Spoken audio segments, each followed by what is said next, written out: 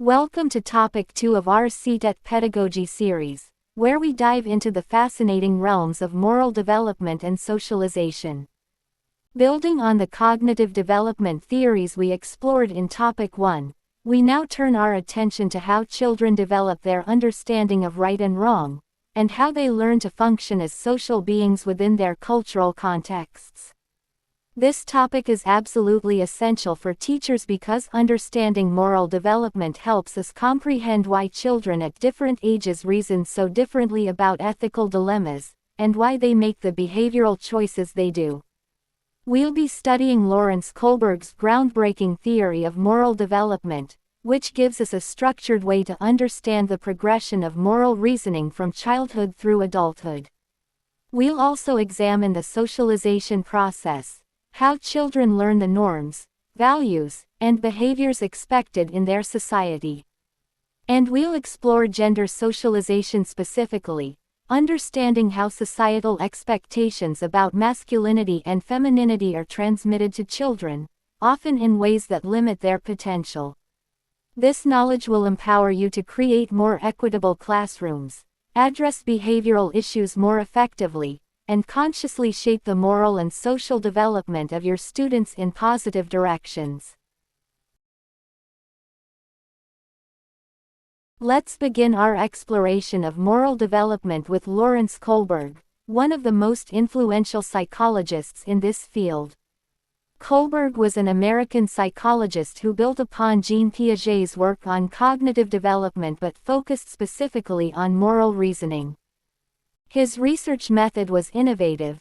He presented children and adults with moral dilemmas and carefully analyzed not just their decisions but more importantly, their reasoning behind those decisions.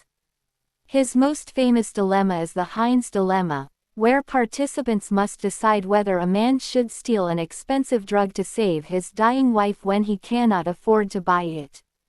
What Kohlberg discovered was that the reasoning people used to justify their answers followed a predictable developmental sequence. He identified 3 broad levels of moral development, each containing 2 specific stages, making 6 stages in total. The pre-conventional level typically appears in children ages 4 to 10, where moral decisions are based on self-interest and direct consequences. The conventional level emerges around ages 10 to 13, where social norms and laws guide moral reasoning. The post-conventional level, which many adults never fully reach, involves reasoning based on abstract ethical principles that may transcend specific laws. Understanding this progression helps teachers recognize that children's misbehavior often reflects their current level of moral understanding rather than intentional wrongdoing. Let's dive deeper into Kohlberg's first level, pre-conventional morality. Children at this level, typically between ages 4 and 10, make moral decisions based primarily on self-interest and the direct consequences they might experience. Their thinking is quite egocentric. They have difficulty considering others' perspectives in a consistent way. Stage 1 is called obedience and punishment orientation. At this stage, children's main moral question is, how can I avoid punishment? They obey rules simply to avoid getting into trouble, and they believe that might makes right, that authority figures determine what is moral simply by virtue of their power. For example, a child at this stage might say you shouldn't hit because the teacher will scold you. The reasoning is entirely external. Morality is determined by consequences imposed by others. Stage 2 is individualism and exchange. Here, children begin to recognize that different people have different viewpoints and interests. Their moral question becomes, what's in it for me? They understand the concept of fair exchange. You scratch my back, I'll scratch yours. This represents a slight advancement because they're beginning to understand reciprocity, but it's still very self-focused. For instance, a child might agree to share toys but only if the other child shares in return. Understanding these early stages helps teachers of young children create appropriate classroom management systems with clear, consistent consequences that match children's level of moral understanding. Now let's explore Kohlberg's conventional level of moral development, which typically emerges around ages 10 to 13. At this level, individuals begin to internalize the moral standards of their family, community, and society. Their moral reasoning shifts from self-interest to social conformity. Stage 3 is called good interpersonal relationships, often described as the good boy, good girl orientation. The key question here is, will others approve of me? Individuals at this stage want to be seen as good by others and seek approval from parents, teachers, and peers. They consider intentions behind actions and value trust, caring, and loyalty in relationships. For example, a student might avoid cheating because good students don't cheat, and they want to be seen as a good student. Stage 4 is maintaining social order. At this stage, individuals take a broader societal perspective. Their key question becomes, what if everyone did that? They understand that laws and social rules exist to maintain order in society, and they obey authority and follow rules not just to avoid punishment but because they believe in maintaining the social system. A student at this stage might argue that rules must be followed because without rules, society would descend into chaos. Understanding this conventional level is particularly important for middle school teachers, as students at this age are highly concerned with social approval and fitting in with peer groups. Kohlberg's highest level is post-conventional morality, which involves reasoning based on self-chosen ethical principles that may transcend specific laws or social agreements. This level typically begins to emerge around age 13, but research shows that many adults never progress beyond the conventional level, and only a small percentage reach the highest stages. Stage 5 is social contract and individual rights. At this stage, individuals understand that laws are social contracts that can and should be changed when they no longer serve society's best interests. The key question is, what makes for a good society? People at this stage balance individual rights with social goods and believe in democratic processes for creating and changing laws. They recognize that some values, like life and liberty, are non-negotiable. For example, someone at this stage might support civil disobedience to protest unjust laws. Stage 6 is universal ethical principles. This represents the highest form of moral reasoning, where individuals follow self-chosen ethical principles that are universal, comprehensive, and consistent. The key question is, what are the universal principles of justice? People at this stage are willing to act on their principles even when it means going against established laws. They believe in justice, equality, and human dignity as paramount values. Interestingly, Kohlberg himself later questioned whether stage 6 truly exists as a separate stage, since so few people actually demonstrate this level of reasoning consistently. Understanding these highest stages helps teachers challenge advanced students with complex ethical discussions and model principled reasoning. Now that we understand Kohlberg's stages, let's explore how this knowledge translates into effective educational practices. Understanding moral development helps teachers create appropriate moral education programs that match students' current levels of reasoning while gently pushing them toward higher stages. It helps us understand the reasoning behind students' behavior. What might look like defiance or poor judgment often reflects their current moral understanding. For students at pre-conventional stages, effective strategies include clear rules with immediate consequences, consistent enforcement, and reward systems that provide external motivation.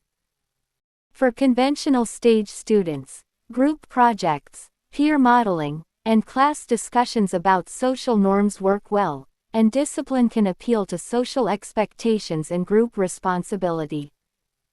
For students reaching post-conventional levels, moral dilemma discussions, democratic classroom processes, and service learning projects are particularly effective. One of the most powerful strategies for promoting moral development is exposing students to reasoning that's one stage above their current level. This creates cognitive dissonance that can motivate advancement.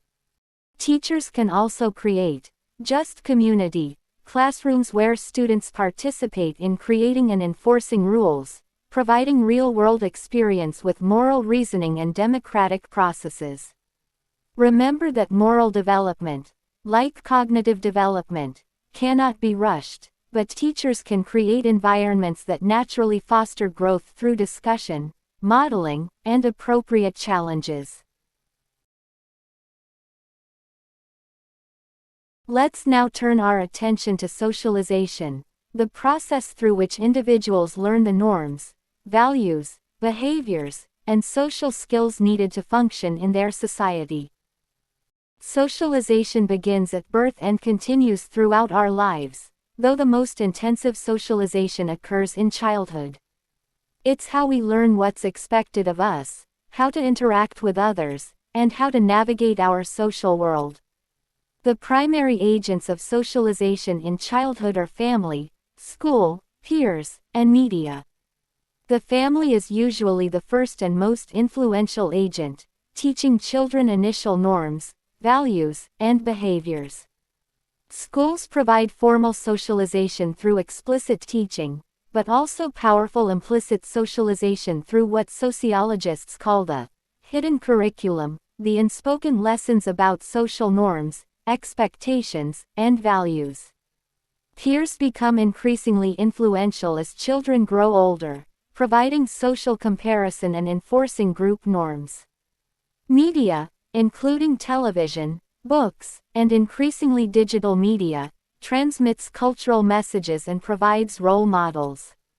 In later life, secondary agents like workplaces, religious institutions, and community organizations continue the socialization process. Understanding these agents helps teachers recognize the multiple influences shaping students' behavior and attitudes, and allows us to work consciously with these influences rather than being controlled by them. Schools play a particularly crucial role in socialization, functioning as what sociologists call secondary agents that build on primary family socialization. Schools socialize children in both explicit and implicit ways. Explicit socialization includes direct teaching of rules, citizenship education, and formal moral education programs. But often more powerful is the hidden curriculum, the unintended, implicit lessons that schools teach about social norms, values, and expectations. Elements of the hidden curriculum include tracking or streaming systems that can reinforce social class differences, gender expectations that perpetuate stereotypes, competitive grading systems that teach individual achievement over cooperation, authority structures that prepare students for workplace hierarchies, and curriculum choices that reinforce dominant cultural narratives while omitting others. For example, when schools have different behavior expectations for boys and girls, or when history curricula focus primarily on male achievements, these hidden messages socialize children into accepting certain social arrangements as natural or inevitable. As teachers, we have a responsibility to examine our own practices for hidden curriculum elements and to use our socialization power consciously to promote equity and justice rather than simply reproducing existing social inequalities. This means creating inclusive classrooms, challenging stereotypes, teaching critical thinking about social norms, and modeling the values we want to instill. One of the most significant aspects of socialization is gender socialization. the process through which children learn what it means to be masculine or feminine in their culture. It's crucial to understand the distinction between sex, which refers to biological characteristics, and gender, which refers to socially constructed roles, behaviors, and expectations. Gender socialization begins literally at birth, with different treatment, different toys, different clothing, and different expectations for boys and girls. Families often unconsciously socialize children into gender roles through these daily practices. Schools continue this process through teacher expectations, peer pressure, curriculum content, and even classroom organization. Media provides powerful gender stereotypes through books, television, movies, and advertising. Peers strongly reinforce gender-appropriate behavior, often punishing children who deviate from gender norms. Research shows that by age 3, most children can correctly label themselves as boys or girls and already know many gender stereotypes. Understanding gender as a social construct rather than a biological destiny is empowering for teachers because it means we can consciously work to expand rather than limit children's possibilities based on gender stereotypes. We can provide all children with opportunities to develop a full range of human qualities and skills, regardless of gender. Despite progress toward gender equality, research continues to show persistent gender biases in educational settings that can limit children's potential. These biases appear in teacher attention patterns. Studies consistently show that teachers, often unconsciously, call on boys more frequently and give them more detailed academic feedback, while praising girls more for neatness and compliance. Subject stereotyping remains strong, with math and science often perceived as masculine domains, while languages and arts are seen as feminine. Curriculum bias appears in male-dominated history narratives and literature canons that feature predominantly male protagonists. Behavior expectations often differ, with boys expected to be more active and girls to be quieter, leading to different discipline for the same behaviors. Language use, such as generic, he, or gender-stereotyped examples, reinforces male as the norm. These biases have real consequences. They can limit career choices, affect academic self-concept, and reinforce narrow definitions of masculinity and femininity. As teachers, we have both the responsibility and the power to create gender-fair classrooms. This means using gender-neutral language, ensuring equal participation, challenging stereotypes in curriculum, providing diverse role models, using cooperative learning mixed by gender, addressing gender-based bullying immediately, examining our own biases, and teaching critical media literacy. Gender-fair education benefits all students by expanding their possibilities and reducing artificial limitations based on gender stereotypes. As we conclude Topic 2, let's review the key concepts we've covered. We began with Kohlberg's theory of moral development, understanding his 3 levels and 6 stages: the pre-conventional level with its punishment-reward orientation, the conventional level focused on social norms and laws, and the post-conventional level dealing with universal ethical principles. We explored how this understanding helps teachers create developmentally appropriate moral education and classroom management strategies. We then examined socialization as the lifelong process of learning social norms and roles, identifying the primary agents of socialization: family, school, peers, and media. We discussed the powerful concept of the hidden curriculum in schools and the teacher's role in conscious, equitable socialization practices.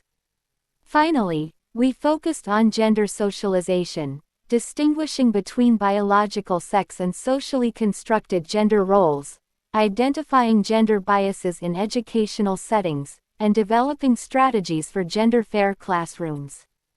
This knowledge equips you to understand the complex social and moral development of your students, to create classrooms that consciously promote positive development, and to address the CTET examination questions on these topics with confidence and depth of understanding. Congratulations on completing Topic 2 of our CTET Pedagogy series. You've now mastered the complex interplay of moral development and socialization processes that shape children into the social and moral beings they become. This understanding is not just academic knowledge for passing an exam, it's practical wisdom that will make you a more effective, empathetic, and impactful teacher.